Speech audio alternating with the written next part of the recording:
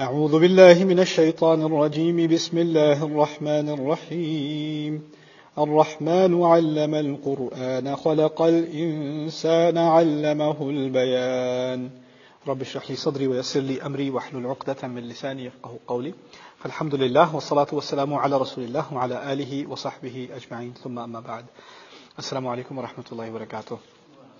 اللہ تعالیٰ نے اب سورۃ الرحمن کی چوتھی آیت میں ایک بڑی عظیم بات کی ہے، علمہ البیان۔ اس میں کئی ہمارے لیے دروس مضمر ہیں، تو ان سے ایک ایک کر کے انشاءاللہ ان کی بحث کرنے کی کوشش کرتے ہیں۔ پہلی بات یہاں پر یہ ہے کہ اللہ تعالیٰ نے جب کہا ہے کہ قرآن کو سکھایا، انسان کو بنایا، اس میں ایک بات کی طرف ذرا سٹل سا اشارہ ہے کہ انسان ایک منفرد مخلوق ہے، اس کو اور جانوروں کی طرح اور مخلوق کی طرح نہیں بنایا گیا، اور پھر اس کو کیوں ایک خاص امتیاز حاصل ہے، اس کی کئی فیچرز ہیں، ٹھیک ہے۔ افمن یمشی مکبا علی وجہہ اہدی امن یمشی سویا علی صراط مستقیم۔ قرآن کہتا ہے کہ کبھی کبھی اللہ تعالیٰ نے ایسی مخلوق بنائی جو پیٹ پر چلتی ہے یا چار ٹانگوں پر چلتی ہے، اور پھر کچھ جو ہیں جو سیدھے کھڑے ہو کر چلتے ہیں۔ آبویسلی وہ انسان کی طرف اشارہ ہے کہ انسان کو ایک خاص مقام دیا ہے۔ اسی طرح انسان کے قائم ہونے کے بارے میں کہا ہے کہ جو زمین پر منہ کر کے چلے وہ کیا سیدھے کھڑے ہونے والے کے برابر ہو سکتا ہے؟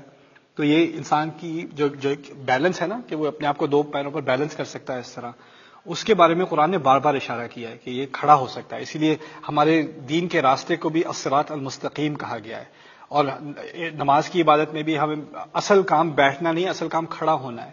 اس لیے قوموا للہ قانتین، اللہ تعالیٰ کے سامنے کھڑے ہو۔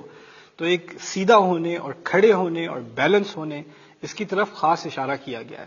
لیکن اس صورت میں جو نمایاں فیچر ہے انسان کا، جس کی طرف اللہ تعالیٰ نے ہمارا فوکس ڈالا ہے، وہ کیا ہے؟ علمہ البیان۔ اس نے انسان کو زبان سکھائی، اس نے اپنی بات واضح کرنا سکھایا۔ بیان کہتے ہیں واضح کرنے کو، دو چیزوں کو الگ الگ کرنے کو۔ تو پہلے میں بیان کے بارے میں کچھ باتیں آپ کے سامنے رکھ دوں تاکہ اس کی لغوی بحث، یعنی اس کی اصل کیا ہے اور اس کا یہاں پر فائدہ کیا ہے، اس کے بعد اس آیت کے بارے میں کچھ مزید بحث کریں گے۔ بیان عربی میں بانا یبینو اصل میں کہتے ہیں دو چیزوں کو آپس میں الگ الگ کرنے کو۔ جیسے ہم کہتے ہیں نا اس کے اور اس کے مابین، وہ بھی اسی لفظ سے نکلا ہے، بینا سے۔ بینا کوئی درمیان میں کوئی چیز ہونا، ٹھیک ہے۔ اصل میں جو کانسیپٹ ہے عربی کا، وہ بڑا خوبصورت کانسیپٹ ہے کہ اگر کوئی بات آپ نے کلیئر کرنی ہو نا، کہ آپ کو کنفیوژن نہ رہے، تو اس کو چیزوں کو الگ الگ کرنے کی ضرورت ہے۔ پہلے یہ سمجھو، پھر یہ سمجھو، پھر یہ سمجھو۔ عربی میں جب کنفیوژن کے لیے لفظ استعمال ہوتے ہیں تو اس میں مکسچر والے لفظ، مزجا، لبسا، ایسے لفظ استعمال ہوتے ہیں جس میں دو چیزیں آپس میں مختلط ہو جائیں، مکس ہو جائیں۔ جیسے میں چاکلیٹ ملک کی ایگزامپل دیتا ہوں۔ اگر کسی نے چاکلیٹ ملک بنایا ہوا ہے، اس میں دودھ کتنا ہے اور چاکلیٹ ملک کتنا ہے، کنفیوژن ہے۔ اگر دونوں الگ الگ ہیں تو آپ بتا سکتے ہیں اتنے ایم ایل یہ ہے، اتنے ایم ایل یہ ہے، یا اتنے اسپون یہ ہے، رائٹ۔ چیزیں الگ ہوں تو کلیئر ہوتی ہیں، مکس ہو جائیں تو کنفیوز ہو جاتی ہیں۔ زبان کا کیا ہے؟ زبان اصل چیز اس میں ہے حروف، ایک ایک لیٹر ہوتا ہے کسی بھی زبان کا۔ اردو دیکھ لیں، عربی دیکھ لیں، کوئی بھی زبان دیکھ لیں، انگلش دیکھ لیں، پہلے ہوتے ہیں حروف۔ اگر آپ حروف کو آپس میں الگ نہیں کر سکتے کہ اس حرف کی کیا آواز ہوتی ہے، بی سے کیا آواز نکلتی ہے، سی سے کیا آواز نکلتی ہے، ایکس سے کیا آواز نکلتی ہے، جب تک آپ ان میں فرق نہیں ڈال سکتے، کسی ایک لفظ کی پروننسیشن ناممکن ہے۔ تو سب سے بیسک بلڈنگ بلاک ہماری زبان کا کیا ہے؟ الفاظ کی الگ الگ کرنا۔ دیکھیے چڑیوں میں یا جانوروں میں کیسی آوازیں نکلتی ہیں؟ ایک ہی آواز بار بار نکلتی ہے، ان کے لیے مختلف الفاظ نہیں ہوتے، رائٹ۔ کوئی چڑیا ہوگی تو ایک ہی آواز نکلے گی، اس میں کوئی اونچ نیچ نہیں، یا زیادہ اونچی ہو جائے گی یا ہلکی ہو جائے گی، ورنہ اور کوئی کلیئرٹی نہیں ہے۔ انسان کی زبان میں ہر حرف الگ الگ نکلتا ہے، اور فوراً پروسیس ہوتا ہے کسی اور کے کان میں کہ کون سا لفظ استعمال کیا گیا، اس کے کیا معنی ہیں۔ یہ نہ ہو سکتا کوئی بات کر رہا ہو نا اور وہ الفاظ کو مکس کر دے آپس میں، یہ کیا ہوا؟ حروف مکس ہو گئے آپس میں، پتہ نہیں کیا کہہ رہے تھے، صاف آواز ہی نہیں آئی۔ تو نہ صرف یہ کہ ہمارے کان ایک ایک لیٹر کو پروسیس کرتے ہیں، ایک ایک ساؤنڈ کو پروسیس کرتے ہیں، ہماری زبان بھی ایک ایک لیٹر کو الگ الگ کر کے پروناؤنس کرتی ہے کسی بھی زبان میں۔ تلفظ کا یہ بنیادی چیز ہے بیان کے اندر۔ دوسری بات ہے کہ اگر لفظ بھی بنا دیا تو ایک لفظ کو دوسرے لفظ سے الگ کرنا، پھر دوسرے کو تیسرے سے الگ کرنا، تیسرے کو چوتھے سے الگ کرنا، پھر ایک جملے کو اگلے جملے سے الگ کرنا، ایک کانسیپٹ کو اگلے کانسیپٹ سے الگ کرنا۔ کوئی فزکس کی کتاب پڑھ رہا ہے، اس کا کوئی ایک چیپٹر ہے الیکٹریسٹی پہ، ایک اور چیپٹر ہے گریوٹی پہ، ان کو الگ الگ کرنا پڑتا ہے، آپ اکٹھے نہیں پڑھ سکتے۔ ابھی ایک کانسیپٹ کر رہے ہیں پھر دوسرا کرنا پڑے گا، یہ بھی بیان ہے کیونکہ اس میں سیپریشن کی گئی ہے. اسی طرح کوئی کسی بھی سائنس میں آج کوئی ٹیکسٹ بک ہوگی تو اس میں ہوگی گلوسری آف ٹرمز، آخر میں ٹرمینالوجی ہوگی، ہر ایک کی ایک الگ الگ ڈیفینیشن. جب تک آپ چیزوں کو الگ نہیں کرتے بات سمجھ میں نہیں آتی. جب کوئی میکینک کار کے بارے میں سیکھ رہا ہوگا، انجن کے بارے میں سیکھ رہا ہوگا، جب وہ سیکھ رہا ہوتا ہے تو اس کو ہر کمپوننٹ کو الگ کر کے سمجھنے کی ضرورت ہوتی ہے. اس سے یہ ہوتا ہے، اس سے وہ ہوتا ہے، اس سے وہ ہوتا ہے. کوئی فزیولوجی پڑھ رہا ہوتا ہے، میڈیسن پڑھ رہا ہوتا ہے، اس کو بھی یہی کام کرنا پڑتا ہے. انسان کے ہر حصے کا الگ الگ مطالعہ، اس میں سے ہر ایک کمپوننٹ کا الگ الگ مطالعہ، الگ سائنس، ایک پوری اسپیشلائزیشن. یعنی اگر ہمارے اندر الفاظ کو الگ کرنے کی، کانسیپٹس کو الگ کرنے کی، بات کو الگ الگ کرنے کی صلاحیت نہ ہوتی، ہم کسی کو کبھی کوئی بات کلیئر نہیں کر سکتے تھے. اسی لیے لفظ بیان استعمال ہوا ہے، کلیئر کمیونیکیشن. علمہ البیان، اللہ تعالیٰ نے انسان کو وہ صلاحیت دی کہ وہ کلیئرلی بات کو کمیونیکیٹ کر سکے. اگلی بات، 3 باتیں کہی گئی ہیں اللہ تعالیٰ کی طرف سے: قرآن سکھایا، انسان بنایا، اور اس کو زبان سکھائی، یعنی واضح طریقے سے بات کرنی سکھائی. یعنی سکھانے کی بات پہلے بھی اور آگے بھی، درمیان میں بنایا اسے. پہلے قرآن سکھایا پھر زبان سکھائی. اس بات سے واضح طور پر کم از کم 2 باتیں نکل رہی ہیں. ایک یہ کہ سکھانے کا اصل مقصد، یعنی زبان سیکھنے کا اصل مقصد، اس کا نقطۂ عروج وہ کیا ہے کہ ایک انسان اللہ تعالیٰ کے اپنے الفاظ سمجھ سکے گا. یعنی تمہیں یہ صلاحیت دی ہی اس لیے تھی کہ ایک دن اللہ تعالیٰ خود تم سے بات کرے گا، اور وہی علم القرآن تھا. اگر تمہیں بیان نہ سکھایا ہوتا تو تمہیں قرآن نہ دیا جا سکتا. اس میں بھی بڑا فلسفہ ہے، بہت عظیم فلسفہ ہے.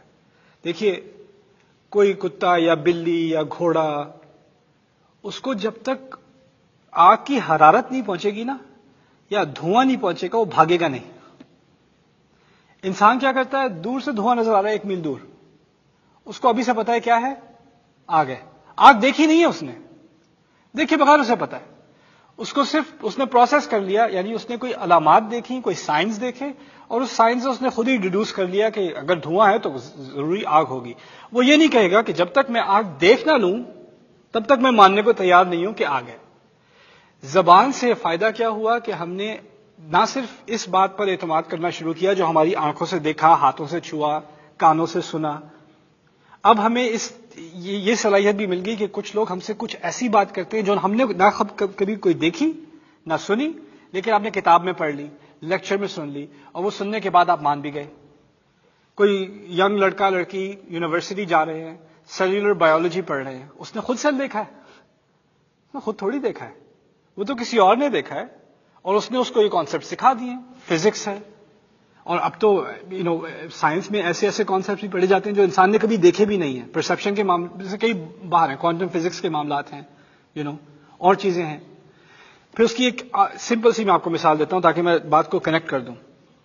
دیکھیے، اگر آپ ٹریفک میں ہیں، ہائی وے پہ جا رہے ہیں، ریڈیو سن رہے ہیں کہ یہاں سے 5 میل آگے ایکسیڈنٹ ہے، ساری ٹریفک رکی ہوئی ہے، اور آپ اگر ایگزٹ نہ لیں گے تو آپ 3 گھنٹے پھنسے رہیں گے، کم از کم 3 آور بیک اپ. اگر آپ نے وہ ریڈیو اناؤنسمنٹ سنی تو آپ نے کیا کرنا ہے؟ آپ نے ایگزٹ لے لینا ہے. آپ کے سامنے ہائی وے بالکل کلیئر ہے، ابھی تو کوئی مسئلہ نظر نہیں آ رہا. تو آپ یہ کہیں یہ کوئی سازش ہی ہوگی، انہوں نے مجھے نہ کافی میڈیا وہ نہیں اب کے دماغ میں آتا کہ میں ان کی بات نہیں سننے والا. اگر آپ کو ریڈیو پر اعتماد ہے، ریزنیبل بات کر رہا ہے، تو پھر آپ دیکھے بغیر بھی مان جائیں گے اور اپنا کورس آف ایکشن بدل لیں گے. ہوتا ہے کہ نہیں ہوتا؟ آپ نصیحت لیتے ہیں کسی ڈاکٹر سے، ڈاکٹر کہتا ہے کہ جی آپ کو سرجری کی ضرورت ہے. میں بتا رہا ہوں آپ کو ضرورت ہے، آپ کو خود نہیں معلوم. آپ جائزہ لے بھی لیں، آپ کو کیا پتا چلنا ہے؟ آپ کہیں گے مجھے تو اچھا لگ رہا ہے، میں تو صحیح ہوں، مجھے کچھ کیلے کھلا دو میں ٹھیک ہو جاؤں گا. وہ کہہ رہے ہیں آپ کو سرجری کی ضرورت ہے، مجھے معلوم ہے آپ کو سرجری کی ضرورت ہے. آپ کو اعتماد کرنا ہی پڑے گا آخرکار. آپ نے خود نہیں دیکھا لیکن آپ نے کسی اور پر اعتماد کیا، اس کی ریزننگ پر، اس کے ریشنل پر آپ نے اعتماد کیا، خود دیکھے بغیر آپ نے وہ معاملہ اس کے ہاتھ میں کر دیا. یعنی آپ نے خود نہیں دیکھا لیکن آپ نے کسی اور پر اعتماد کر کے اپنی زندگی کسی کے ہاتھ میں ڈال دی. اس نے تو آپ کا سینہ کھول دیا. انسان یہ بھی کرتا ہے نا اعتماد میں. کوئی جانور نہیں کر سکتا. آپ کسی بلی کو بٹھا کے کنونس نہیں کر سکتے کہ اسے سرجری کی ضرورت ہے.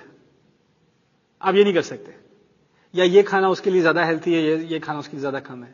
ریزننگ کرنا، کسی سے بیٹھ کے بات سمجھانا اور سمجھا کے اس کو کنونس کرنا، یہ صرف کس کی صلاحیت ہے؟ انسان کی. اللہ تعالیٰ اگر ہمیں آخرت کے بارے میں دکھانا ہی چاہتا ہے. میں نے شروع میں آپ سے بات کی تھی کہ یہ لوگ اتنے ڈھیٹ ہو گئے تھے جب قرآن کہتا ہے سورج اور چاند آپس میں مل جائیں گے، دنیا ختم ہو جائے گی، عدالت قائم ہوگی. یہ کہتے ہیں ہم اسی وقت مانیں گے جب کیا دیکھ لیں گے، جب آنکھوں سے نہیں دیکھیں گے، جب تک نہیں دیکھیں گے نہیں مانیں گے. یہی کہہ رہے ہیں نا. اور قرآن کہہ رہا ہے اگر کوئی جانور یہ مطالبہ کرے تو سمجھ میں آتی ہے بات، کیونکہ جانور کو جب تک نہ دیکھے بات نہیں مانے گا. انسان کو تو عقل دی ہے، انسان کو تو بیان سکھایا ہے، اس کو بیان کے ذریعے، عقل کے ذریعے، سوچ کے ذریعے اس نتیجے پر پہنچ جانا چاہیے. اسی لیے اس کو قرآن سکھایا گیا ہے. تم تو ایسے کہہ رہے ہو جیسے ہمیں جانوروں کی طرح ٹریٹ کرے، ہمیں انسان کی طرح ٹریٹ نہ کرے. کیونکہ جانور کا بیہیویئر بدلنا ہونا تو اس کو ڈرانا پڑتا ہے، اس کو پیٹنا پڑتا ہے، اس کو سزا دینی پڑتی ہے، ڈومیسٹیکیٹ کرنا پڑتا ہے. یہی تو کرنا پڑتا ہے جانور کے ساتھ. وہ گھوڑا بیہیو نہیں کر رہا تو اس کو تو سیدھا کرنا پڑتا ہے. اب آپ یہ کہہ رہے ہیں کہ جب تک آپ دیکھ نہ لیں، آپ کو وہ سزا نہ مل جائے، آپ سیدھے ہونے والے نہیں ہیں. تو پھر تو آپ کہہ رہے ہیں کہ مجھے اپنی انسانیت کا بھی کوئی احساس نہیں ہے، مجھے آپ اسی طرح ٹریٹ کریں جیسے کوئی جانور ہوتا ہے. تو یہ جو کانسیپٹ ہے نا، I believe it when I see it، میں اسی وقت مانوں گا جب میں دیکھ نہ لوں. زندگی میں کئی معاملات ایسے ہیں جس میں آپ خود ہی مانتے ہیں بغیر دیکھے، بالکل مانتے ہیں، لیکن جب اس ایمان کی بات آتی ہے تو آپ کہتے ہیں نہیں I'll only believe it when I see it. اسی کو اللہ تعالیٰ نے کال آؤٹ کیا ہے، کہا ہے تم تو بیان والے ہو اور کوئی مخلوق تو بیان والی نہیں ہے، تمہیں بیان کے ذریعے کنونس کیا جائے گا، اس لیے تمہیں قرآن دیا ہے. یہ پوری لاجک ہے اس پیسج کی. الرحمن علم القرآن خلق الانسان علمہ البیان، اس کو بیان سکھایا گیا. پھر دوسری یہاں اہم بات، بہت اہم بات ہے کہ علامہ کا لفظ 2 دفعہ استعمال ہوا. ایک دفعہ قرآن کے لیے، دوسری دفعہ بیان کے لیے، یعنی دونوں میں اللہ تعالیٰ خود معلم ہے. اللہ تعالیٰ نے قرآن سکھایا، اس کی وجہ سے ہمیں قرآن کی بہت عزت ہے. ہمیں خاص عزت ہے کیونکہ اللہ تعالیٰ نے سکھایا ہے. جتنی عزت مجھے اور آپ کو قرآن کی ہے اتنی عزت ہمیں زبان کی ہونی چاہیے، کیونکہ اللہ تعالیٰ کہہ رہا ہے جس لفظ کا استعمال اس نے قرآن کے لیے کیا تھا، علم القرآن، وہی لفظ اس نے زبان کے لیے، آپ کی تمام لغات کے لیے استعمال کیا ہے، علمہ البیان. جتنا احترام آپ کو قرآن کا ہونا چاہیے کیونکہ وہ اللہ تعالیٰ کی سکھائی ہوئی چیز ہے، اتنا ہی اپنی زبان کا ہونا چاہیے، وہ بھی اللہ تعالیٰ کی سکھائی ہوئی چیز ہے.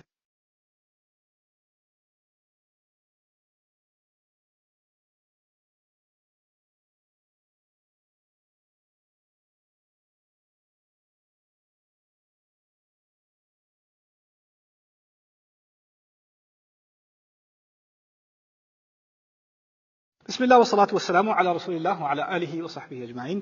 علامہ البیان کے بارے میں کچھ باتیں ہو رہی تھیں، وہ بہت اہم حکمتیں ہیں جو ہمیں سمجھنے کی ضرورت ہے. کہ میں نے کہا تھا کہ جس طرح ہمیں قرآن کا ایک رتبہ ہے ہمارے دل میں، اس کا ایک مقام ہے، اس کی ایک عزت ہے، اسی طرح ہمیں اپنی زبان کی بھی عزت کرنی ہے. جو تحفہ اللہ تعالیٰ نے آپ کو دیا ہے زبان کا، اس کا کیا مطلب ہے؟ انسان گالی نہ دے، وہ اس زبان کی توہین ہے. جس زبان سے تم قرآن نکالتے ہو اس زبان سے گندے الفاظ نکالو گے. جو زبان تمہیں اس لیے دی گئی تھی کہ ایک دن تم قرآن خود پڑھ سکو، خود سن سکو اور کسی اور کو سنا سکو، خدا کا اپنا کلام، اس زبان کا کچھ احتیاط کرو، اس کا کچھ اہتمام کرو. اسی لیے اللہ تعالیٰ کہتے ہیں بئس الاسم الفسوق بعد الایمان، گندا لفظ تو ایمان ہونے کے بعد ہی برا ہے. گندا لفظ، گندا کام نہیں، گندا لفظ، گندا اسم، وہ چھوڑ دو اپنی زبان سے. عادت پڑ جاتی ہے، انسان غصے میں آتا ہے گندی گندی گالیاں نکال دیتا ہے منہ سے، سوچتا بھی نہیں ہے. اللہ تعالیٰ فرما رہے ہیں کہ یہ بھی ایک پہلے بھی کہا تھا نا کہ انسان دوسرے انسان کو تکلیف دینے کے لیے پٹائی کم، الفاظ زیادہ تکلیف دہ ہوتے ہیں. تو اب زبان صاف کر رہا ہے انسان، تکلیف دینے والے الفاظ استعمال نہیں کر رہا، گندے الفاظ استعمال نہیں کر رہا. قرآن نے وہ الفاظ دیے جو انسان کو پاک کرتا ہے، تو انسان کے الفاظ خود پاک ہوتے چلے جانے چاہیے. اس کو برے لفظ برے لگنے لگے، ان سے وہ ہٹنے لگے. اس کا انسان کے دل پر ڈائریکٹ اثر پڑتا ہے. پتہ ہے اگر آپ وہ لفظ بولنا چھوڑ دیں، آپ نوٹس کریں گے کہ آپ کا غصہ بھی کم ہو گیا ہے، آپ نوٹس کریں گے آپ کی ڈپریشن بھی کم ہو گئی ہے. جتنے برے لفظ آپ استعمال کریں گے، الاناء بما فیہ ینضح، عربی میں کہتے ہیں کہ کسی ڈونگے سے وہی نکلے گا جو ڈونگے کے اندر ہے. کہتے ہیں کہ زبان دل سے جڑی ہوئی ہے، اگر دل میں گند ہے تو زبان سے بھی کیا نکلے گا؟ گند. اگر گند نکلنا بند ہو گیا اس کا مطلب ہے دل میں گند بھی ختم ہو رہا ہے، نکل رہا ہے. یہ دونوں چیزیں آپس میں متصل ہیں، جڑی ہوئی ہیں. تو یہ پہلی بات تھی بیان کے بارے میں. دوسری بات، اللہ تعالیٰ نے یہ نہیں کہا علمہ العربیہ، اس نے عربی سکھائی. تو قرآن تو عربی میں ہے نا، تو تمام انسانیت کو عربی سکھانی چاہیے تھی. لوگ کہتے ہیں اگر واقعی قرآن میرے لیے ہے تو عربی میں کیوں ہے؟ میں تو اردو بولتا ہوں، میں پنجابی، میں سرائکی، میں سندھی، میں جو بھی زبانیں ہیں دنیا کی، بھاشا ملائیو ملیشیا میں جو چل رہی ہے زبان، ہم نے تو عربی نہیں سیکھی. میرا کیا قصور، مجھے عربی نہیں آتی. اس کے دو باتیں آپ کے سامنے میں رکھ دوں. پہلی بات یہ ہے کہ اللہ تعالیٰ نے تمام زبانیں سکھائی ہیں، صرف عربی نہیں سکھائی. وَعَلَّمَ آدَمَ الْأَسْمَاءَ كُلَّهَا، تمام الفاظ جو آدم علیہ السلام کو آتے تھے وہ اللہ نے سکھائے. ہم تمام کس کی اولاد ہیں؟ آدم علیہ السلام کی. آپ کو بولنا کس نے سکھایا تھا؟ آپ کے والدین نے. آپ کے والدین نہ سکھاتے، آپ کو بولنا نہیں سیکھنا تھا. ان کو ان کے والدین نے، ان کو ان کے والدین نے، ان کو ان کے والدین نے، پیچھے چلتے چلتے چلتے چلے جائیں. کہاں تک پہنچے گی بات؟ آدم علیہ السلام. یعنی ہم تمام جو بول رہے ہیں نا آج، وہ آدم کے سکھائے ہوئے الفاظ ہی کی اولاد ہیں. زبان کی بھی اولاد ہوتی ہے جس طرح انسان کی اولاد ہوتی ہے. تمام زبانیں آدم علیہ السلام کو سکھائے ہوئے الفاظ کی اولاد ہیں. اس سے بات کیا نکلتی ہے کہ انگریزی اردو سے بہتر نہیں ہے، اور اردو فارسی سے بہتر نہیں ہے، اور فارسی پنجابی سے بہتر نہیں ہے. یہ تمام اللہ تعالیٰ کی سکھائی ہوئی ہے. یہ تمام مقدس ہیں.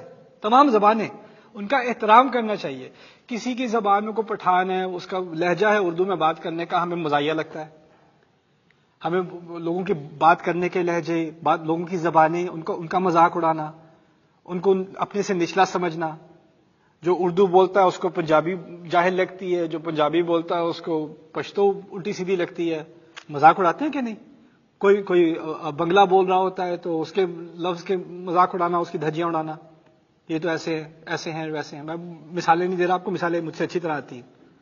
علمہ البیان سے کیا بات نکلی ہے؟ اس نے تمام زبانیں سکھائی ہیں انسان کو. ہر زبان کا احترام کرنا ضروری ہے. اللہ تعالیٰ نے ان تمام زبانوں میں سے جن کو پہلے ہی عزت دی گئی تھی، جس طرح انسان کو عزت دی ہے، انسان کی تمام زبانوں کو عزت دی ہے، ان تمام زبانوں کے بعد ان میں سے ایک زبان کو اس نے اپنے لیے چن لیا، اپنی بات بیان کرنے کے لیے چن لیا. اب ہمیں عربی کی طرف آنا ہے، اس لیے آنا ہے کہ ہمیں اللہ تعالیٰ کے کلام سے محبت ہے. آپ ترجمہ، کبھی آپ کوئی شاعری سن رہے ہیں، آپ میں سے کچھ لوگوں کو شاعری کا ذوق ہے، آپ شاعری سنتے ہیں، واہ اوہ اللہ، آپ کا 16 سال کا بیٹا بیٹی جس کو اردو نام کی کو بلا نہیں ہے، mom are you okay, dad are you okay, اور پھر آپ بیٹھ کے اس کو ترجمہ انگلش میں بتائیں کہ کیا تھا، مزہ آ گیا. جب آپ ترجمہ بتائیں گے تو اس پہ کیا اثر پڑے گا؟ تمہیں نہیں مزہ آ سکتا، اس کا مزہ صرف اردو میں ہی آتا ہے. اس بات میں جو مٹھاس ہے، اس بات میں جو مزہ ہے، جو مذاق ہے، جو اس کی اصل قوت ہے، وہ اسی زبان میں ہے. کیونکہ زبان صرف معنی نہیں ہے، زبان ایک آرٹ بھی ہے. آرٹ ہی ہے نا.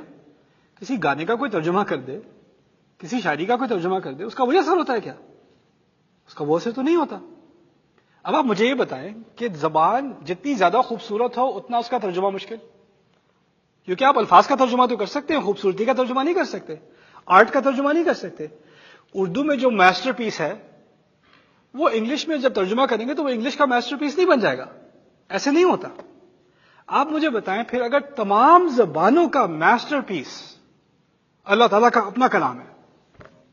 امام السیوطی کہتے ہیں کہ جتنا اعلیٰ خالق مخلوق سے ہے اتنا ہی اعلیٰ خالق کا کلام مخلوق کے کلام سے ہے. یعنی اگر آپ اندازہ کریں کہ ہم کہاں اور رب کہاں، پھر آپ اندازہ کریں ہمارے الفاظ کہاں اور اللہ کے الفاظ کہاں. پھر آپ سوچیں کہ چلو ترجمہ تو ہے، بات آ گئی، خیر ہے. اس کا مطلب یہ ہے کہ ہمیں اس بات کا اندازہ نہیں کہ اللہ تعالیٰ کی کلام کی خوبصورتی ترجمے میں نہیں آ سکتی. اس کا ایک خاص اثر ہے. وہ ترجمے میں آپ کو تھوڑی بہت بات تو آ جائے گی، ٹھیک ہے، لیکن اگر آپ شاعری پہ مطمئن نہیں ہوتے ترجمے کے بعد، کسی اور کے کلام پہ مطمئن نہیں ہوتے ترجمے کے بعد، اس کا ایک اثر مٹ جاتا ہے، اس کی ایک قوت مٹ جاتی ہے، اس کی ایک خوبصورتی مٹ جاتی ہے. آپ یہ کیسے اتنے اطمینان سے کہہ سکتے ہیں کہ اللہ تعالیٰ نے جو مجھ سے بات کی ہے وہ ترجمے بھی سمجھ ہی آ جاتی ہے؟ ٹھیک ہے. پھر اردو میں تو لوگ بڑے مزے کی باتیں کرتے ہیں، وہ جی جو سارے عربی کے لفظ ہیں اس میں تو کئی تو اردو میں مجھے آ جاتی ہے، ایسے پتہ چل جاتا ہے کیا بات ہو رہی ہے. شاباش جی، آپ کو پتہ چل جاتا ہے، آپ کو مبارک ہو، پتہ چل جاتا ہے کیا بات ہو رہی ہے. عربی میں کئی الفاظ ایسے ہیں جو ہم اردو میں آج بھی استعمال کرتے ہیں جن کے عربی میں مطلب اور اب اردو میں مطلب اور ہے. تو آپ ٹھیک ہے، آپ کہہ لیں ہاں ہاں سب سمجھ میں آ رہی ہے، نہیں سمجھ میں نہیں آ رہی. قرآن ایسی شے ہے، ایسا کلام ہے، آج کا عرب اس کو سمجھ نہیں آتی، اس نے ٹھیک سے عربی نہ پڑھی، اس کو سمجھ نہیں آتی. میں یہ کہہ رہا ہوں کہ انسان جب ترقی کرنا چاہتا ہے نا دنیا میں، تو وہ تو غیر انسانی زبان بھی سیکھ جاتا ہے، پروگرامنگ کی زبان سیکھ جاتا ہے، میڈیسن کی زبان سیکھ جاتا ہے، فزکس آرکیٹیکچر کی زبان سیکھ جاتا ہے. اس کی ووکیبلری اتنی اسپیشلائز ہو جاتی ہے کہ وہ کسی سے عام بات بھی نہیں کر سکتا. اگر کوئی نیورولوجسٹ کی زبان میں، نیورولوجی کی زبان میں آپ سے بات کر رہا ہو، آپ کو کیا سمجھ میں آنا ہے؟ کوئی پروگرامر آپ کے ساتھ کوڈنگ کی زبان میں بات کر رہا ہو، آپ کو کیا پتا چلنا ہے؟ اس نے 600 صفحے کا کوڈ لکھا ہوا ہے ایپ کے پیچھے، آپ کھول کے پڑھ لیں مطالعے کے لیے آپ کو کیا پتا چلنا ہے؟ ہم اپنے مفاد کے لیے، اپنے فائدے کے لیے کیلکولس کی زبان سیکھ سکتے ہیں، بایولوجی کی زبان سیکھ سکتے ہیں. یہ تو غیر انسانی. اور پھر آف کورس جاب لینے کے لیے لوگ انگلش سیکھتے ہیں، یورپین زبانیں سیکھتے ہیں، جس ملک میں ہوتے ہیں اس کی زبان سیکھ جاتے ہیں. یہ میں کہہ رہا ہوں کہ قرآن کی زبان سیکھنا اصل میں سفر ہے محبت کا، خوبصورتی کا. اللہ تعالیٰ نے مجھ سے اتنی خوبصورت بات کی ہے، مجھے سیکھنے کا شوق ہے. جب یہ شوق دل میں آئے گا نا، یہ میں آپ کو گلٹ نہیں کرا رہا کہ جب تک آپ عربی نہیں سیکھیں گے آپ اچھے مسلمان نہیں، آپ بہت اچھے مسلمان ہیں، مجھ سے اچھے مسلمان ہیں، تسلی کر لیں. میں یہ کہہ رہا ہوں جب تک کہ دل میں محبت نہیں آئے گی نا خدا کے کلام کی، تب تک وہ سفر شروع ٹھیک سے نہیں ہوگا.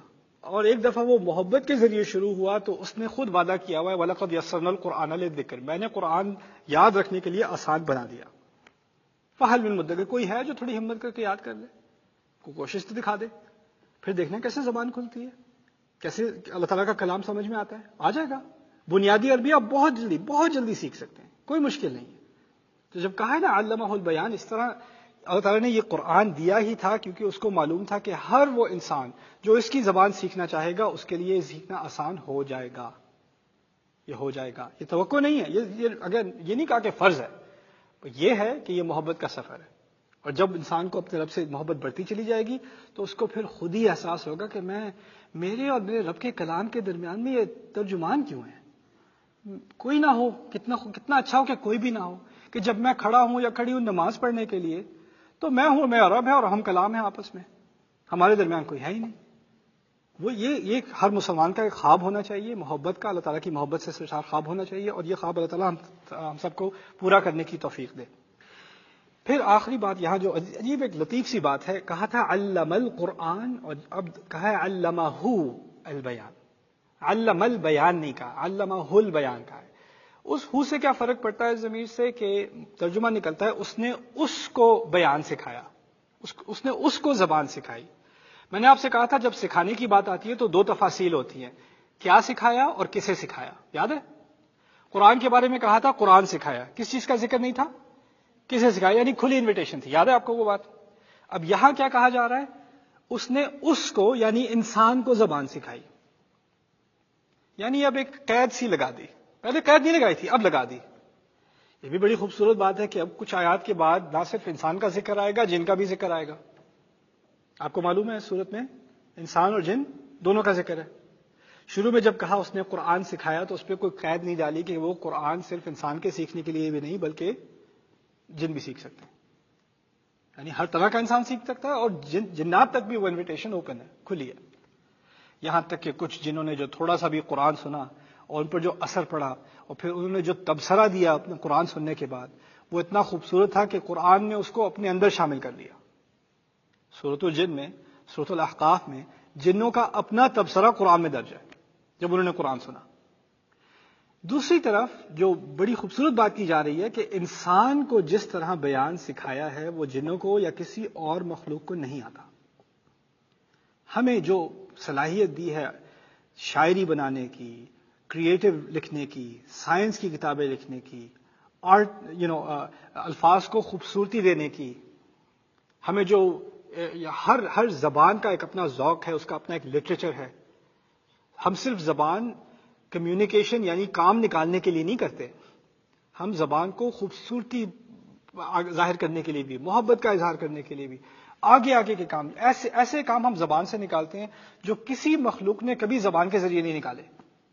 آپ اندازہ کریں آج دنیا میں جتنی بھی سائنسز ہیں، جو بھی ٹیکنالوجی بھی، یہ کیمرہ ریکارڈ کر رہا ہے، یہ ٹیبل بنی ہوئی ہے، یہ کتاب چھپی ہوئی ہے، یہ تمام چیزیں پہلے زبان کے ذریعے سیکھی گئیں، تھیوری تھی، بلو پرنٹس تھے. اگر زبان نہ ہو تو یہ کچھ بھی نہ ہو. اور جو ہم سے پہلے جنہوں نے، جہاں تک سائنس پہنچی 150 سال پہلے، 200 سال پہلے، جو کچھ انہوں نے ریکارڈ کیا، اس سے اگلی نسل آتی ہے، وہ اس کا فائدہ اٹھا کے ہی اگلا قدم لیتی ہے نا. اور اس سے اگلی نسل آنے والی اس کا فائدہ اٹھا کے اور قدم لیتی ہے. یہ کس اور مخلوق نے ایسا کیا ہے؟ کس چڑیا نے پچھلی نسل کی چڑیوں سے کچھ اور سیکھا ہے؟ کس سانپ نے پچھلی نسل کے سانپوں سے کچھ اور سیکھا ہے؟ انسان آگے کی بات چلتا چلتا چلتا چلتا چلتا. اگر آپ کمپیوٹر انڈسٹری سے ہوں، میرا تعلق، پی سیز جہاں تھے 20 سال پہلے اور جب یہاں ہیں، زمین آسمان کا فرق. جو پہلے سائنس فکشن ہوا کرتی تھی 20 سال پہلے، اب تو وہ عام چیز ہے. ویڈیو کانفرنسنگ کی تو سائی فائی موویز میں اس کے سین دکھایا کرتے تھے. اب ہر کوئی جو ہے وہ فیس ٹائم کر رہا ہے یا اسکائپ کر رہا ہے، وہ وائی فائی کے ذریعے کر رہا ہے. اب تو عام سی بات ہو گئی ہے نا. یہ ممکن نہیں تھا اگر بیان نہ ہوتا. تو یہ انسان کو ایک خاص صلاحیت دی گئی ہے جس سے وہ ہر چیز میں خوبصورتی بڑھاتا چلا جاتا ہے. اور یہ انسان کی اس کے اندرونی ایک چاہت ہے کہ وہ چیزوں کو مزید سے مزید خوبصورت بنائے. بارک اللہ لی ولکم. السلام علیکم ورحمۃ اللہ وبرکاتہ.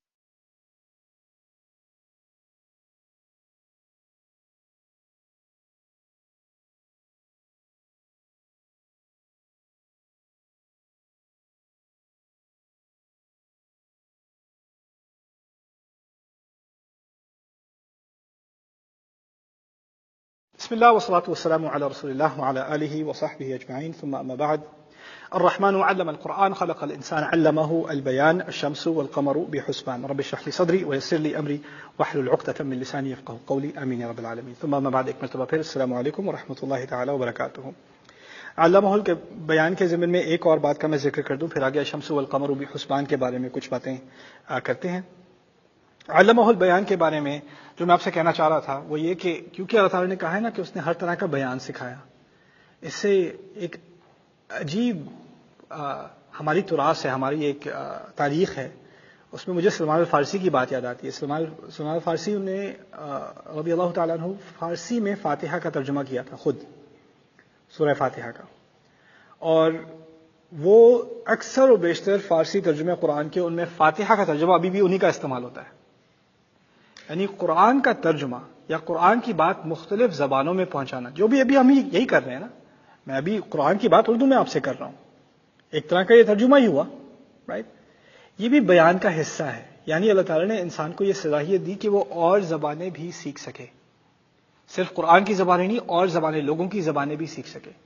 اور زبان سیکھنا صرف الفاظ کا سیکھنا نہیں ہوتا، کلچر کا سیکھنا بھی ہوتا ہے.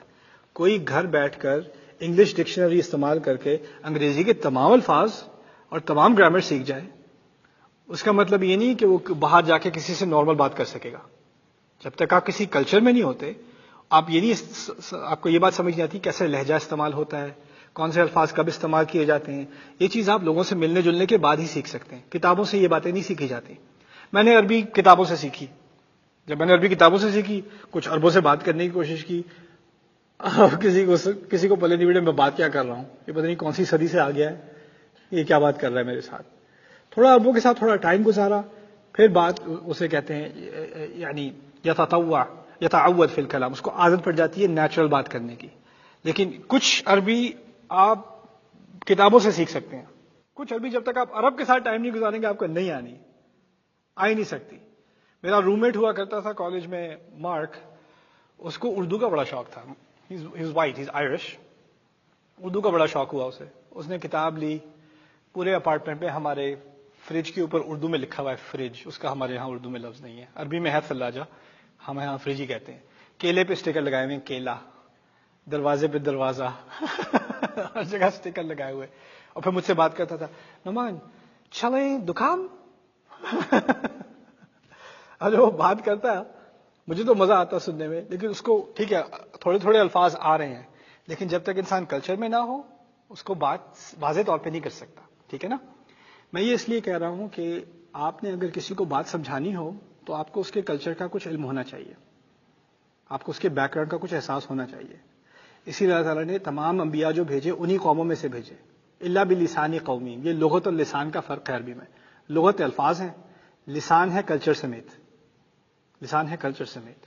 تو یہاں علمہ البیان کے ضمن میں وہ بات بھی میں آپ کے سامنے رکھ چکا. اچھا، اب ان آیات کا تعلق اگلی آیات سے، الشمس والقمر بحسبان والنجم والشجر یسجدان. یہ دو آیات کہ سورج اور چاند، اب اس کے دو معنی نکالے گئے ہیں. ایک معنی بہت مشہور ہے، میرا اس کی طرف رجحان کم ہے، لیکن میں اس کا ذکر پہلے کر دوں کہ سورج اور چاند ایک خاص حساب کے ذریعے، ایک عظیم حساب کے ذریعے چل رہے ہیں. یعنی قرآن نے سورۃ یاسین میں بھی یہ بات کر دی تھی کہ سورج کا اپنا ایک راستہ ہے، چاند کا اپنا ایک ہے. للشمس ينبغي لها ان تدرك القمر ولا الليل سابق النهار وكل في فلك يسبحون والقمر قدرناه منازل حتى عاد كالعرجون القديم. کہ چاند کے اپنے فیزز ہوتے ہیں، اس کا اپنا ایک راستہ ہوتا ہے، سورج کا اپنا ایک راستہ ہے. کچھ نے سے یہ نکالا ہے کہ چاند اور سورج ایک خاص کیلنڈر کی طرح ایک خاص ٹائم کے ذریعے ایک خاص حساب سے چلتے جا رہے ہیں، چلتے جا رہے ہیں، چلتے جا رہے ہیں. میں نے آپ سے پہلے اس بات کا بھی ذکر کیا تھا کہ ہماری زندگی میں دو ٹائم مینجمنٹ ہوتی ہیں. ایک ہوتا ہے کیلنڈر، ایک ہوتی ہے گھڑی. وہ دو ہی ہیں. کیلنڈر سے پتہ چلتا ہے کون سا دن ہے، کون سا مہینہ ہے. گھڑی سے پتہ چلتا ہے اس دن کے اندر کیا وقت ہے. یہی تو ہے نا. اللہ تعالیٰ نے ہماری زندگی میں ایک کیلنڈر رکھ دیا، چاند. چاند سے پتہ چلتا ہے کون سا دن ہے. اور ایک گھڑی بھی رکھ دی، وہ کیا ہے؟ سورج. وہی دو چیزیں ہیں نا. تو اسی لیے ہماری نمازوں کا اہتمام گھڑی کے حساب سے ہے، سورج کے حساب سے ہے. ہمارے حج، روزے، ان تمام کا اہتمام کیلنڈر کے حساب سے ہے، تو کس کے حساب سے ہے؟ چاند کے حساب سے. وہی دو چیزیں ہیں، the clock and the calendar. تو وہ دو چیزیں، ان کا ایک خاص حساب ہوتا ہے. آپ کو معلوم ہے گھڑی کا ایک بڑا پریسائز کیلکولیشن ہوتا ہے، کیلنڈر کا ایک خاص کیلکولیشن ہوتا ہے. کبھی آپ نے سوچا ہو کہ 12 مہینے کیوں ہیں؟ یہ کس نے ڈیسائیڈ کیا کہ 12 مہینے ہیں؟ 13 کیوں نہیں ہے؟ کوئی اور کیلکولیشن ہو جاتی ہے. سال میں ہم 365 دن کہتے ہیں، یا 12 مہینے کہتے ہیں، یا لونر کیلنڈر بھی کہہ لیں، یعنی قمری جو ہے کیلنڈر کہہ لیں. اس کے حساب سے بھی کس نے فیصلہ کیا یہ 12 مہینے؟ اصل میں اللہ تعالیٰ نے بعد میں خود کہا کہ جس دن اللہ تعالیٰ نے زمین و آسمان بنائے تھے اسی دن اس نے فیصلہ کیا تھا کہ یہ 12 مہینے ہوں گے. یعنی کیلنڈر کے 12 مہینے یہ ہمارا فیصلہ، ہماری ایجاد نہیں تھی، یہ نازل ہوا تھا، یہ اللہ تعالیٰ کا دیا ہوا تحفہ ہے. ہمیں خود اس بات کی علم نہیں ہو سکتا تھا. یا اگر ہم نے دریافت بھی کیا ہے تو اس لیے کیا ہے کہ اللہ چاہتے تھے کہ یہی دریافت ہو. اسی نظام کے تحت اللہ تعالیٰ نے سال بنایا. یہ ایک معنی ہے الشمس والقمر بحسبان کا. اس میں اشارتاً تو یہ بات نکلتی ہے کہ آخر کار قرآن آیا نا، آخر کار قرآن آیا. تو اس میں تناسب یہ نکلے گا کہ آخر کار وہ وقت آ ہی گیا کہ قرآن نازل ہو. چاند اور سورج اپنے کام سے چلتے رہے، یعنی وقت اور زمانہ گزرتا رہا ہے، اور آخر کار وہ مرحلہ آ ہی گیا کہ قرآن نازل ہو جائے. یہ ایک طرح سے ایک تناسب نکالا گیا ہے. میرے نزدیک اس سے زیادہ قوی تناسب یہ ہے کہ حسبان کے ایک اور معنی بھی ہیں عربی زبان میں. اس کے میں ذرا عجیب مثال کے ذریعے آپ کو بات سمجھا دوں، پھر وہ کانسیپٹ کے بارے میں بات کرتے ہیں. کیونکہ میں چھوٹا تھا، میں کارٹون بہت دیکھتا تھا. تو کارٹونز میں ہوتا ہے کہ کبھی ٹام اینڈ جیری وغیرہ میں بم کی باری، چلو اچھا ہے اردو میں بات کریں، انگلش میں ہوتی تو مشکل ہو جاتی. کبھی کبھی جیری نے بم بنایا ہوتا ہے اور اس میں لائٹ لگاتا ہے، ہوتا ہے نا. وہ جب پہنچتے، یا اس میں ٹائمر لگا ہوتا ہے 10 9 8 7، دھماکہ ہونا ہے لیکن ایک خاص ٹائم پر، اس سے پہلے نہیں ہونا. اور جب وہ بالکل اندر تک پہنچ جائے تو دھماکے کی توقع ہوتی ہے لیکن وہ پھر پھٹتا نہیں ہے، تو پھر وہ آ کے اس کو shake, then it blows up, right. The idea is, حسبان کہتے ہیں ایسی تباہی کو جو ایک خاص وقت پر ہی آنی ہے، اس سے پہلے نہیں آنی. تباہی کے لیے بھی لفظ، لیکن کسی بھی تباہی کے لیے نہیں، خاص وقت پر آنے والی تباہی کو حسبان کہا جاتا ہے. جیسے سورۃ الکہف میں او یرسل علیہا حسبانا من السماء فتصبح صعیدا زلقا، ایک جو باغ والا تھا اس نے دوسرے باغ والے سے کہا کہ اللہ تعالیٰ چاہے تو ایک خاص وقت پر ایسی تباہی بھیج دے تمہارے باغ پر کہ یہ تمام کیچڑ بن جائے، تمہارا اتنا زبردست عالیشان باغ ہے یہ سب کیچڑ بن جائے گا. اس تباہی کے لیے اس نے کیا لفظ استعمال کیا تھا؟ حسبان، یہی لفظ. اس سے معنی یہ نکلیں گے کہ سورج اور چاند تباہی، خاص وقت پر آنے والی تباہی کے بالکل قریب پہنچ چکے ہیں. سورج اور چاند اب اس آنے والی تباہی کے بالکل کنارے تک پہنچ چکے ہیں. جیسے اگر ٹائمر ہے نا تو اس میں اب 3 2, 1 تک بات آ گئی ہے. اس بات کا پچھلی آیات سے کیا تعلق ہے؟ قرآن اللہ تعالیٰ کی آخری کتاب ہے. یہ نبی اللہ تعالیٰ کا آخری نبی ہے. اس نبی کا آنا، اس قرآن کا آنا ایک ہی بات ہے، ان میں کوئی فرق نہیں ہے. ہمارے دماغ میں قرآن الگ چیز ہے، نبی الگ چیز ہے. جو لوگ اس زمانے میں رسول کے سامنے کھڑے تھے علیہ الصلوۃ والسلام، ان کے لیے قرآن کہاں تھا؟ نبی کی زبان پر. وہ الگ کتاب تھوڑی تھی. وہ جب قرآن کے بارے میں سوچتے تھے تو ان کے ذہن میں کیا تصویر آتی تھی؟ ہمارے نبی کی علیہ الصلوۃ والسلام. ہمارے نبی کہتے ہیں انا والساعہ کا ہاتین، میں اور آخری گھڑی اس 2 انگلیوں کی طرح جڑے ہوئے ہیں. یعنی اب جو ایک ہی بڑی خبر رہ گئی ہے اس دنیا میں، ایک ہی تاریخی جو حادثہ ہے وہ ہونے کو رہ گیا ہے. سب سے بڑا احدى الکبر، دونوں میں سے ایک بڑی خبر اب تو ہو چکی. وہ کیا ہے؟ رسول آ چکا، قرآن آ چکا. اب بس ایک میجر ایونٹ رہ گیا ہے. وہ کیا ہے؟ اب سورج اور چاند تباہی کے بہت قریب پہنچ چکے ہیں. دنیا کی، انسانیت کی گھڑی کی آخری لمحات شروع ہو چکے ہیں. یہ بات کہی جا رہی ہے الشمس والقمر بحسبان. یعنی یہ تاریخ کے جو تمام ایپیسوڈ شروع سے آدم علیہ السلام سے اب تک چلے آ رہے ہیں، اب ہم اس تاریخ کے آخری ایپیسوڈ میں ہیں. یہ بات کہی جا رہی ہے کیونکہ اس کی بات کو انبیاء ہے نہیں. اگر انبیاء نہیں ہیں تو پھر اللہ کی طرف سے اب کیا آنا ہے؟ اسی کا اپنا فیصلہ آنا ہے. الشمس والقمر بحسبان والنجم والشجر یسجدان. اب اس کے ضمن میں اگر آپ اگلی آیت کا مطالعہ کریں، کچھ لوگوں نے الشمس والنجم والشجر یسجدان سے نکالا ہے کہ ستارے اور درخت سجدہ کرتے ہیں. اب کیا مطلب ستارے اور درخت سجدہ کرتے ہیں؟ تو امام آلوسی اور علماء نے اس سے کیا نکالا کہ کبھی کوئی ستارہ گر رہا ہو، شوٹنگ سٹار جسے کہتے ہیں، تو اس کا ایک امیج سا بنتا ہے کہ کوئی سجدے میں گر رہا ہے. انہوں نے کچھ یہ بات نکالی. اور انہوں نے کہا درخت کا جب آپ سورج نکلتا ہے تو اس کا سایہ پھیلتا ہے، تو وہ سایہ پھیلنا بھی ایک ایسی تصویر ہے جیسے کوئی سجدے میں گر رہا ہے سایہ. والنجم والشجر یسجدان. میرے نزدیک اس کی تاویل اللہ عالم، پچھلی آیت سے جب میں نے کہا کہ وہ سورج اور چاند اب تباہی کے بہت قریب پہنچ چکے ہیں، تو اس کی تاویل یہ بھی ہو سکتی ہے کہ ایک دن آنے والا ہے، اب جب وہ دن آئے گا تو ستارے اور درخت دونوں سجدے میں کیا کریں گے؟ گر جائیں گے. اذا النجوم انکدرت اذا الکواکب انتثرت. قرآن نے تو کہہ دیا کہ جو ستارے ان کی روشنی ختم ہو جائے گی اور وہ بکھر کے گرنا شروع ہو جائیں گے. اب خاص ستارے اور درخت کا ذکر کیوں؟ نجم سے کچھ اور لوگوں نے نباتات بھی، گھاس پھوس بھی نکالی ہے. میرے نزدیک وہ شاد ہے، یعنی وہ عربی میں ہوتے ہیں کچھ الفاظ جس کے عام معنی ہوتے ہیں اور کبھی کبھار وہ ایک دوسرے معنی میں بھی استعمال ہو جاتا ہے. تو قرآن اصل میں عام معنی والے لفظ میں بات کرتا ہے کیونکہ بلسان عربی مبین، جس زبان کو سب سمجھتے ہیں، کوئی بھی سنے اس کی زبان میں کیا بات آئے گی، اس لحاظ سے قرآن بات کرتا ہے. کوئی کبھی کبھار کسی نے کسی اور معنی میں استعمال کر لیا ہو، کوئی ریئر میننگ میں، تو اس کو لینا زیادہ مناسب نہیں ہے. عام معنی میں لینا زیادہ مناسب ہے کیونکہ اللہ نے خود کہہ دیا کہ وہ اس نے واضح اور واضح کرنے والی عربی زبان میں یہ بات کی ہے، یہ قرآن کی بات کی ہے. تو میرے نزدیک ستارہ ہی صحیح تاویل ہے. لیکن یہاں جو بات ہو رہی ہے ستارے اور درخت کی، ان دونوں کو کیوں ملایا گیا؟ ان کا آپس میں کیا تعلق ہے؟ دن میں، اور اس بات کی طرف واپس جائیے کہ رسول صلی اللہ علیہ وسلم کی جو پہلی آڈینس تھی وہ صحرا میں تھی. ان لوگوں کو دیکھنے کو کوئی خوبصورت چیز تھی نہیں دنیا میں، کیونکہ وہ صحرا میں رہتے تھے. ان کی زندگی میں جو دیکھنے کی چیز تھی، جس میں کچھ خوبصورتی تھی، وہ کیا تھی؟ کس چیز کو دیکھ کے ترس جاتے تھے؟ دن کے دوران درخت، رات میں کیا؟ ستارہ. دن میں دھوپ سے مر رہے ہیں، اور اگر کہیں دور سے درخت مل گیا بھاگ کے پہنچ جائیں گے. آسمان دن میں جلا رہا ہوتا ہے انہیں، اور رات کو وہی آسمان ان کو خوبصورتی سے اپنے تمام ستارے دکھاتا ہے. رات کے انتظار میں بیٹھے رہتے ہیں، درخت کے انتظار میں بیٹھے رہتے ہیں. جو 2 چیزیں ان کے لیے سب سے خوبصورت تھیں، امید دینے والی تھیں، ریلیف دینے والی تھیں، اب وہ بھی کیا؟ گرنے والی ہیں. وہ بھی، یعنی دنیا کی کوئی خوبصورت شے ان کے لیے نہیں رہے گی، جیسے تھی وہ ختم ہو جائے گی. یہ دونوں کی جو کامنالٹی ہے وہ یہ ہے. والنجم والشجر یسجدان. بارک اللہ لی ولکم فی القرآن الحکیم ونفعنی وإیاکم بالآیات والذکر الحکیم.